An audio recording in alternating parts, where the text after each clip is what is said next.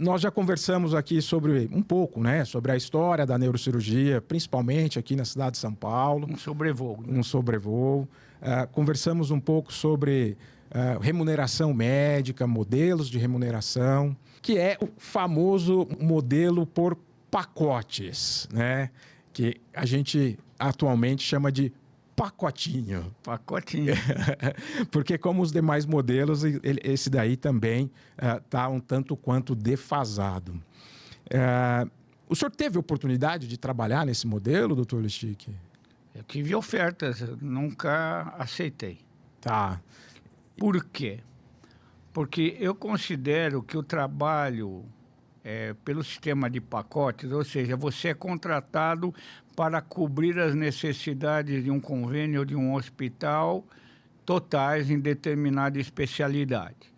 Então, olha, eu estou te contratando para você ser o alergologista do nosso convênio e eu te remunero tanto por mês.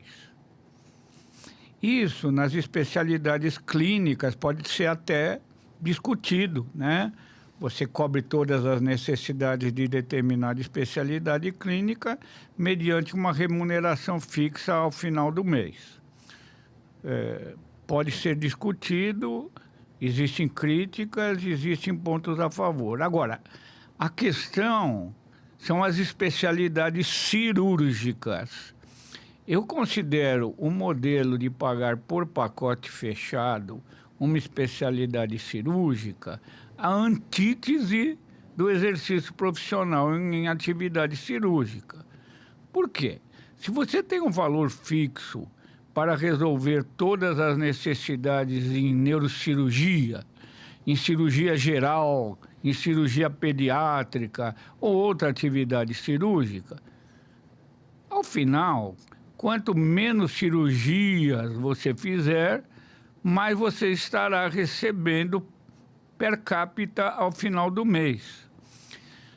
Porém, a atividade cirúrgica, a meu ver, não pode ser pautada por esse tipo de regramento, porque se te aparece lá 1000 casos cirúrgicos para você resolver naquele mês, você tem que resolver em prol do paciente, em prol da boa conduta.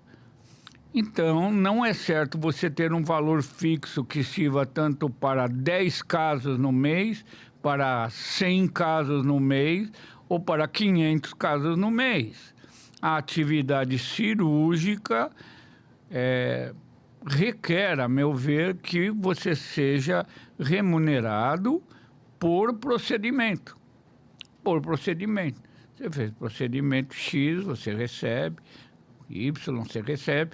Procedimento de menor complexidade, de menor tempo em cirurgia, valor X, procedimento, tumor de base de crânio, 10 horas de cirurgia, outra realidade. Então, esse modelo de pacote na atividade cirúrgica me parece reprovável. E a prática, pelo que a gente vê no dia a dia, assim o demonstra. Porque a gente vê que determinadas situações, o mesmo profissional, se ele recebe aquele caso, vamos dizer assim, no seu consultório privado para solicitar uma cirurgia de uma operadora de saúde que não remunera por pacote, sim por procedimento, ele imediatamente, pequeno tumor, uma hérnia de disco, lombar, ele imediatamente solicita para esse convênio que paga por procedimento. E esse mesmo profissional, quando atua dentro de uma operadora ou de um hospital no qual ele recebe por pacote para o mesmo tipo de situação, ele diz, não, é muito pequeno, é um só, não precisa operar. A mesma pessoa, com duas condutas diferentes por causa da... Não, aí não dá, aí você não está seguindo a boa praxe ética, né? E eu até criei uma brincadeira, né, para esses, esses momentos em que você vê colegas que trabalham por pacotes fechados. Então, se o tumor é muito pequeno, não se opera porque é muito pequeno. Se o tumor é muito grande, não se opera porque é muito grande. Se o paciente é muito jovem, você é muito novo para uma cirurgia dessa. Se o paciente é 80, não, você é muito idoso para uma cirurgia dessa. Mesma situação, né? Não vamos operar essa coluna, você corre o risco de ficar muito pior do que está. E o mesmo caso, trasladado para um outro ambiente de remuneração, não, vamos operar sim, porque a cirurgia é fundamental. Então, essa dupla face, né? Essa postura de Dr. Janos, né? O dupla face, isso não condiz com a boa prática médica, né? Então, eu não vou dizer que isso viceja, que isso seja o comum, que isso seja o 90% ou mais. Não, mas que isso existe, existe. E é muito feio. Então, acho que especialidade cirúrgica, como a nossa, a neurocirurgia, remuneração por procedimento. E a tabela de procedimento deve contemplar a complexidade, o número de horas que o procedimento cirúrgico requer e tem que ser atualizada. Porque, como a gente comentou da vez passada, o fato de não haver uma atualização beira o ridículo, né? Né? Então, nós, por exemplo, temos aí 3% de inflação, esse valor tem que ser ajustado, né? Nosso presidente acabou de dar um reajuste para o funcionalismo federal bastante generoso. Por quê? Porque ele notou um descompasso entre o custo de vida. Agora, por que a tabela médica, quando se começa a falar em reajustá-la ou atualizá-la, não, vocês estão fazendo cartel, vocês estão monopolizando os valores do mercado, vira processo no Conselho de Atividade Econômica. Aí beira uma certa perseguição, um certo preconceito. Sim. É muito útil para manter a lucratividade das operadoras, dos convênios médicos, né? Que, como nós sabemos, eles não trabalham por menos de uma faixa de lucro fixa.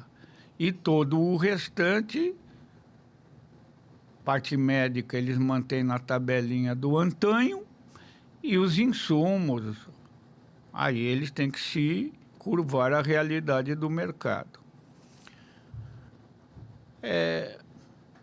A prova de que o negócio comercial das operadoras não é um mau negócio é ver a forma como as mais fortes, a cada mês que passa, estão comprando mais 3 ou 4 hospitais, ou construindo mais 2 hospitais.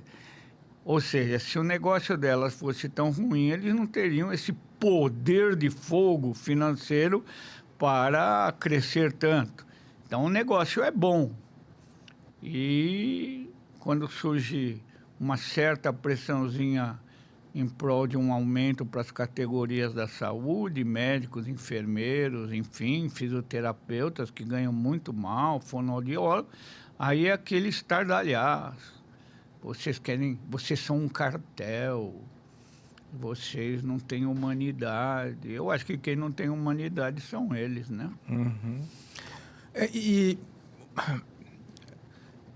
Ouvindo o senhor falar, me remete aqui a alguns pontos, né, doutor Lichick?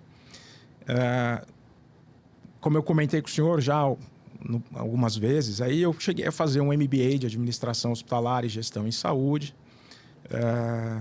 muito mais de uma dor própria, né, de tentar entender e conversar melhor com os gestores de saúde, né, com os nossos diretores, chefes, nossos etc. Contratantes. Nossos contratantes, porque antigamente o contratante era o paciente.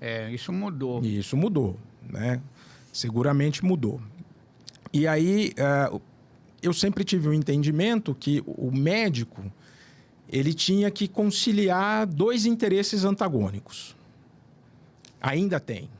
né? O interesse do paciente que quer ter saúde, às vezes até com conceitos equivocados, enfim, uma exigência de que o médico prescreva um exame, um remédio, um tratamento, quando na verdade não precisa, mas enfim, isso é um ponto. Mas o paciente quer ter o direito ao acesso à saúde. E as operadoras, via de regra, pelo menos é o que nos passa a impressão, né? Elas querem o lucro. E uma das formas é negando. Até que recentemente teve aí um crime nos Estados Unidos, que o CEO da maior operadora de saúde lá foi assassinado. E diz que a motivação do crime foi negativas. Né? Teve um escândalo na saúde norte-americana. E as emoções chegaram aos extremos. Então, o médico que está na linha de frente, fazendo a assistência, atendendo o paciente, contratado por uma operadora de saúde, ele tem que colocar em equilíbrio esses dois interesses, andando na corda bamba. Né? E o que eu percebo, doutor Lischicki, é uma deturpação dos modelos, como o senhor mesmo colocou.